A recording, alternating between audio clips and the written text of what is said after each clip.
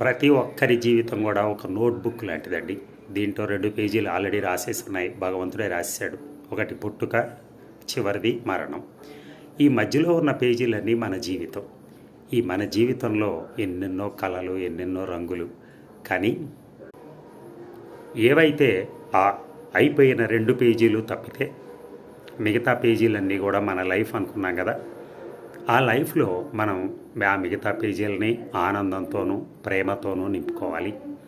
ప్రతి ఒక్కరితో కలిసి ఉండాలి. ఎవరితో వాదనలు పెట్టుకోవటం, పోలీస్ స్టేషన్ల చుట్టూ తిరగటం, కోర్టుల చుట్టూ తిరగటం, ఇలాగ మన జీవితాన్ని వ్యర్థం చేసుకోకూడదు. కాసేపు హాయిగా నవ్వుకోండి, కాసేపు ఎక్సర్సైజ్ చేయండి, మంచిగా ఫ్రెండ్స్తో గడపండి. అలాగే భార్యాభర్తలు పిల్లలతో వెళుతూ ఉండండి బయటికి. అలాగే తల్లిదండ్రుల్ని జాగ్రత్తగా చూసుకోండి. ఇలాంటి మంచి మంచి వాటితో మీ కాలాన్ని గడపండి.